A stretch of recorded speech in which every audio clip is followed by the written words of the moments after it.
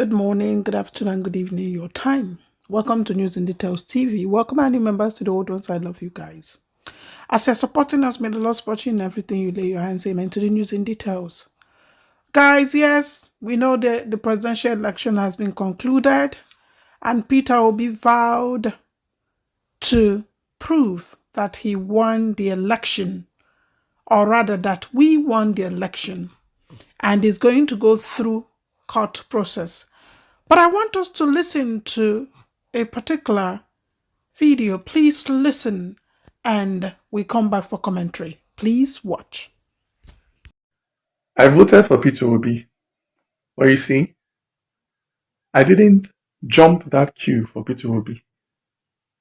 I didn't smuggle anybody into the polling booth for Peter Obi. I didn't brandish a knife or threaten anybody in my polling unit for Peter Obi.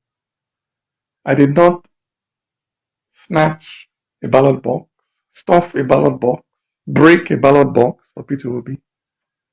I did not bribe anybody to change results for Peter Obi. I did not steal. I did not kill for Peter Obi. What I did for my candidate was stand in line.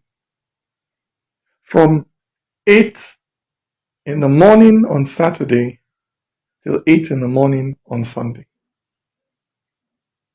And when the sun got too hot and I thought of going back home, I remembered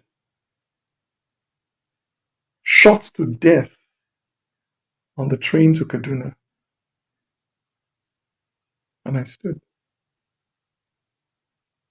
And when the heavens opened and poured down rain and I thought of running to find shelter, I remembered. Stuck at home because of ASU strike. And I stood. Through my hunger, through my thirst, through my worry about whether the children I left at home were fine. I stood. Because what I wanted to give my candidate, what I ended up putting in that box, was not a piece of paper. What I ended up putting in that box was my hope for a country where young people would not be so disillusioned by the actions of their own parents, of their own leaders, that they will be willing to risk crossing the Sahara Desert on foot just to escape. That was what I put in that box. That was what my presiding officer refused to upload. The future of that young boy who stood with me, who stood with us through the night, counting those votes. He was a first-time voter, pregnant with hope. But somewhere between our polling unit and the collation center, that boy's future was ambushed by a politician. A politician who used biro to cross out that boy's destiny. A politician who found where that boy had written hope and wrote over it new words, hopeless. Yes. It is a terrible thing, I tell you, when a Nigerian is kidnapped on their way to Zamfara or Makodi or Enugu. But it is infinitely worse when Nigeria herself is kidnapped on the way to the collation center. My brother, my sister, it is not Nigeria that has her foot on your neck.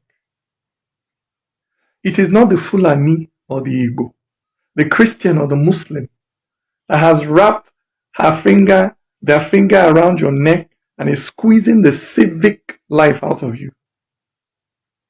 It is not Yoruba people who don't give a damn whether you eat, whether you have a decent house to sleep in, whether you're able to find a job 5 years after graduating. It is not North or South that spends 8 years to build one bridge or to fix one pothole in the middle of the road, I tell you, my brother, my sister, it is that politician who is willing to kill, who is willing to steal, to stay in office. That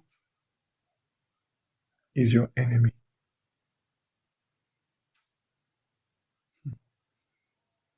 But like the serially abused, many of you have fallen in love with your kidnappers, and you admire the swagger of those who steal destiny. You admire the confidence of those who use the future of the Almajiri to fuel their cars. But not me. Me, I would rather be a gate man in heaven than a king in hell. Me, my heart will always be there, standing in line with that young boy, waiting patiently for that day when our hopes will count. Mahmoud Yakubu, count our hope. For it is bearable, it is honorable to lose in a contest that is fair. But nobody who steals political power will use it for good. Mahmoud Yakubu, count our vote. Welcome back, guys. You heard it from the horse's mouth. He did not kill anybody for Obi, neither did he bribe anybody for Obi. He did not carry the ballot box for Obi. He only voted for Peter Obi. And why did he do that? To ensure a better Nigeria, to ensure that the youth get their right, which is good job. They could express themselves. They could get a better country. Was that too much to ask? A lot of videos are flooding the internet. The truth are out there. And the INEC chairman knew that what they did is totally wrong. Let me know your thoughts in the section below. Please, if you have not joined us, hit that red button that says subscribe and the bell that says all. Please like and share out this video. I'll see us again